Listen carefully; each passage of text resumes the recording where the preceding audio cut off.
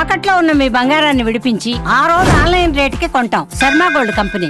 అవసరం వస్తే కాళ్ళు పట్టుకోవడం, అవసరం తీరాక కాళ్ళు లాగేయడం, ఇది పాకిస్తాన్కు వెన్నెతో పెట్టినటువంటి విద్య. ఒకప్పుడు భారత్తో యుద్ధం జరుగుతుంటే ఆపన్న హస్తం అందించి ఆయుధాలు ఇచ్చి ఆదుకున్న దేశం ఇరాన్. కానీ ఈరోజు అదే ఇరాన్ను పాకిస్తాన్ బాహాటంగా హెచ్చరిస్తోంది.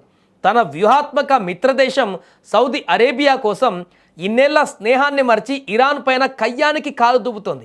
ఇది మిత్రత్వమా లేక పచ్చి మిత్ర ద్రోహమా? అసలు ఇరాన్కు పాక్ ఎందుకు వెన్నుపోటు పొడిచింది? పశ్చిమాసియాలో రగులుతున్న ఈ చిచ్చుకు పాక్ ఎందుకు ఆజ్యం పోస్తుంది? పశ్చిమాసియాలో ప్రస్తుతం యుద్ధమేఘాలు కమ్ముకున్నాయి. అమెరికా ఇరాన్ మధ్య మొదలైనటువంటి ఈ పోరులో దాయాది దేశం పాకిస్తాన్ అనూహ్యంగా ఎంట్రీ ఇచ్చేసింది. ఇరాన్ తన క్షిపణులతో సౌదీ అరేబియాలోని చమురు క్షేత్రాలను, అమెరికా స్థావరాలను టార్గెట్ చేయడంతో పాకిస్తాన్ ఒక్కసారిగా గర్జించింది. సౌదీ అరేబియా ప్రాదేశిక సమగ్రతపైన దాడి చేస్తే మేము చూస్తూ ఊరుకోమని ఇస్లామాబాద్ కఠినమైనటువంటి హెచ్చరిక జారీ చేసింది. గత ఏడాది సెప్టెంబర్లో సౌదీతో కుదుర్చుకున్నటువంటి స్ట్రాటజిక్ మ్యూచువల్ డిఫెన్స్ అగ్రిమెంట్ను ఇప్పుడు పాక్ తెరపైకి తెచ్చింది. అంటే సౌదీ పైన దాడి జరిగితే అది పాకిస్తాన్ పైన దాడి జరిగినట్టేనని, తన అణుబాంబులను కూడా సౌదీ రక్షణ కోసం వాడడానికి సిద్ధమని పాక్ ప్రకటించడం ప్రపంచాన్ని షాక్కి గురి చేస్తుంది. నిజానికి ఇరాన్ పాకిస్తాన్ మధ్య సుదీర్ఘకాలంగా మిత్రత్వం ఉంది. 1965, 1971 యుద్ధాలలో భారత్తో తలపడుతున్నప్పుడు పాకిస్తాన్కు ఇరాన్ వెన్నుదన్నుగా నిలిచింది.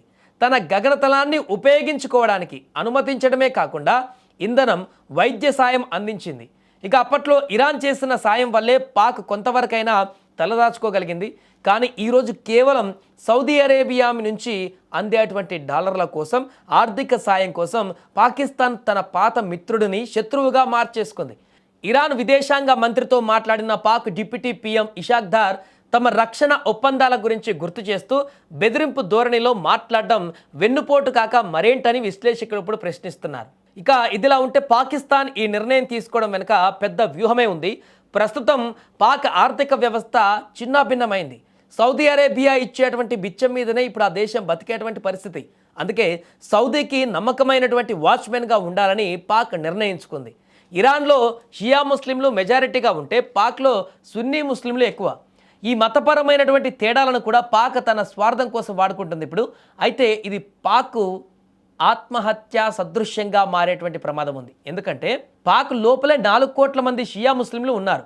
వారు ఇరాన్కు మద్దతుగా రోడ్ల మీదకి వస్తే పాకిస్తాన్లో అంతర్యుద్ధం ఖాయమని నిపుణులు హెచ్చరిస్తున్నారు. ఆల్రెడీ బలూచిస్తాన్ తోటి, ఖైబర్ పఖ్తూన్ఖ్వాలో జరుగుతున్నటువంటి దాడులతోటి, ఉగ్రవాదులతోటి ఒక రకమైనటువంటి అంతర్యుద్ధం ఆల్రెడీ పాకిస్తాన్ ఎదుర్కొంటుండగా ఇప్పుడు షియాలు కూడా ఖమేనీ అదేవిధంగా ఇరాన్కు మద్దతుగా రోడ్ల మీదకి వచ్చినట్లయితే ఆ పరిస్థితి ఏ రకంగా ఉంటుందో అర్థం చేసుకోవచ్చు.